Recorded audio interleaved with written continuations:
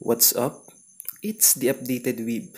And sa video na ito ay pag-uusapan natin kung ano na nga ba ang nangyari kay Panda.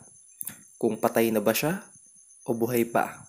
Huli nating nakita si Panda sa chapter 185 na kung saan ay unang nagkita si Kashimo Hajime at si Hakari Kinji habang si Panda ay ginagawa ni Kashimo Hajime isang lollipop na nakasabit ang kanyang decapitated head sa ibabaw ng kanyang staff. At this point ay wasak na ang katawan ni Panda at ang natatanging buo na lamang sa kanyang buong katawan ay ang kanyang ulo.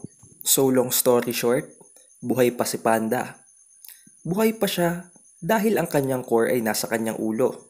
At wala pang kahit anong confirmation sa kung patay na nga ba si Panda mula nang mag-start ang duel sa gitna ni Kashimo Hajime at Hakari Kinji. Kaya naman technically ay buhay pa nga siya. Pero ang hindi natin sigurado ay kung hanggang kailan at kung gaano katagal pa siya mabubuhay.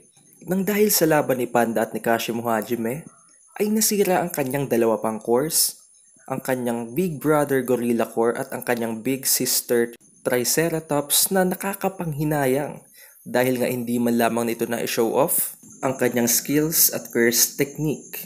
Kung papansinin natin, kaya nasira ang dalawang cores na ito ng mga kapatid ni Panda ay dahil nawasak ang kanyang buong katawan. Ang kanyang Big Brother Gorilla Mode Core ay malolocate sa kanyang likuran, habang ang kanyang Big Sister Triceratops ay malolocate sa kanyang tiyan. Subalit ang kanyang Panda na regular mode ay malolocate sa kanyang ulo, na dahilan kung bakit nakasurvive ang kanyang main core. At kung papansinin natin na ulo na nga lang ang natitirang parte ng katawan ni Panda, hindi ito that much of a deal as long as buo pa rin ang kanyang core. Dahil meron silang kasama na kayang gumamit ng reversed curse technique na si Yuta, kaya maaari pa rin niyang maibalik ang katawan na ito ni Panda. Subalit ang dalawang cores na nasira na ay hindi na maibabalik pa ni Yuta dahil ang nag-iisang makapagbalik lang ng core ng mga cursed corpse ay ang master nito o ang kanilang creator. Subalit patay na din nga si Yaga Masamichi kaya nga hindi niya na mabubuo uli ang dalawang cores na ito. Ngayon, bagamat buhay pa ang nag-iisang core ni Panda, ay hindi natin nasisiguro kung gaano pa katagal ang kanyang buhay.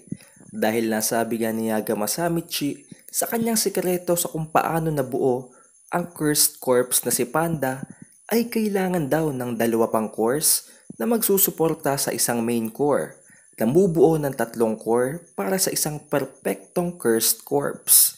At dahil nga ngayong wasak na ang dalawang cores ni Panda ay hindi natin sigurado kung gaano na lamang katagal ang kanyang itatagal o kung maaari bang mabuhay pa rin siya ng matagal ngunit with some defects. Kung naitatanong nyo naman kung babalik pa nga ba ang dalawang cores na ito, sa palagay ko ay hindi na. Lalo pat ginawa na ni Gege Akutami ng tribute na chapter ang dalawang cores na ito way back in chapter 185 na pinangalanan niya ng Bye Bye, na mayroon pang chapter cover ng 3 grave na nagtitribute kay Yaga Masamichi sa Elder Brother Gorilla Mode at sa Elder Sister Triceratops, na kung saan ay ginawan pa nga ni Gege Akutami ng isang make-believe story ang relationship sa gitna ng pamilyang ito ni Panda. Sa chapter na ito ay may nag-appear na isang karakter na nagpo-portray ng kanilang tatay na si Yaga Masamichi, ang kanilang creator, na kung saan ay kinuha na nga ng father nila na ito ang dalawa niyang kapatid ng Elder Brother Gorilla at ang Elder Sister Triceratops. Habang tinatanong ng gorilla kung gaano sila katagal mawawala, ay sinabi ng father figure na ito na hindi na sila magbabalik pang muli at iiwanan na talaga nila si Panda for good.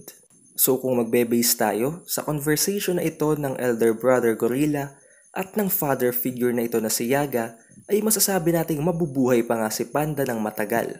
Subalit nerf na siya dahil nga wala na ang kanyang cores at ang nag-iisa na lamang niyang core ay ang kanyang regular Panda mode. I guess nasagot ko na ang inyong katanungan sa kung ano na ba ang kalagayan ngayon ni Panda. Pero kailangan pa rin nating mag-antay ng confirmations mula sa official chapter releases para masigurado natin kung ano na ba talaga ang mangyayari kay Panda. Muli, ito si Updated Weeb. I'll see you in the next one.